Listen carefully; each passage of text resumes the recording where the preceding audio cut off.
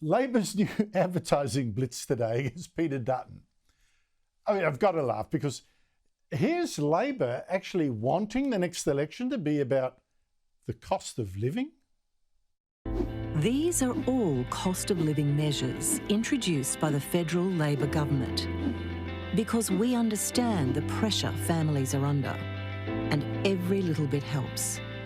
But look who was opposed to every single one of them. Whichever way you look at it, you'll be worse off under Dutton. Look, cost of living is actually Labor's weak spot.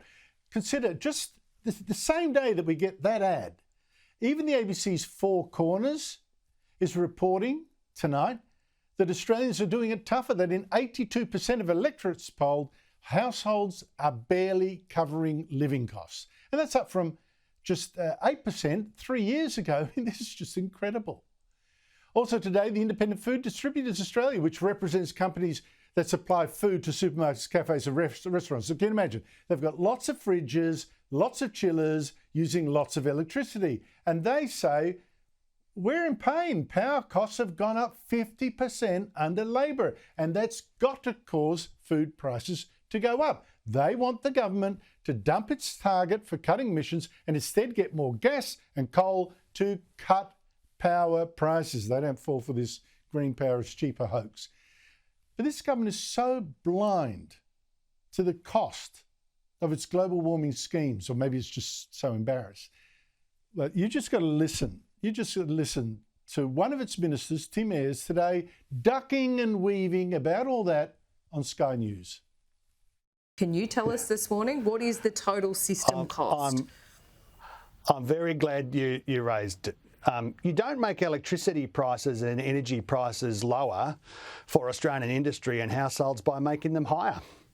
That's what Peter Dutton's nuclear That's not exactly a revelation. I asked you about your plan, not the nuclear plan. Could we stick on that? What is the total system cost of the renewable plan? Yeah. Peter Dutton's nuclear reactor strategy in terms of where we are focused on. I don't even want to talk about his at the moment. I want to talk about your plan. What is the total? That's a pretty simple question. So it's a question that the energy minister would be very happy to engage with you about. It's a dog. It's a dog of a plan. They can't sell it, and he doesn't know the cost because they don't. It's a religion to them. They've never worked out the cost of their plans. Never. Joining me to the panel, Michael Kroger, former Victorian Liberal President, and David Elliott, former New South Wales Liberal Minister. Michael, have I got this right? Here is Labor saying, never mind who actually caused this cost of living crisis, just see how we're spending your taxes now on handouts so you don't notice quite how much we've stuffed this up. Yeah, it's a terrible ad, Andrew, because don't forget everything they're talking about is in the past. So the current polls reflect people's views on all of those things. So the electorate, unless they change their mind, have decided that Albanese has done a terrible job on these things. So, you know, if you say the vote's 52-48, which it sort of looks like to me, there's a 4% swing against the Albanese government, despite all these wonderful things they've done. And you've forgotten to be excited about the green hydrogen revolution, Andrew, which is going to be fantastic for the country, as we know. I mean, it's fantastic. So the electorate has passed judgment on this ad. It's a terrible ad. You're right, they should get off cost of living as an issue because their record is shocking. The problem they've got is that every other issue is running against them. They can't talk about their wonderful record of combating anti-Semitism. They can't talk about DEI. They can't talk about energy prices, the $275. You know, they've got a very poor record everywhere. They could, you know, they can't talk about their great relationship with the Israeli government, the British government, or the American government. I mean, where do they go in terms of issues? It goes back to the 22 election, which is all about a lie based on Morrison's cost of living crisis. We can fix it with the $275. Now people know that was a lie, Andrew, and they're paying the price for that. But David Elliott, will this ad work?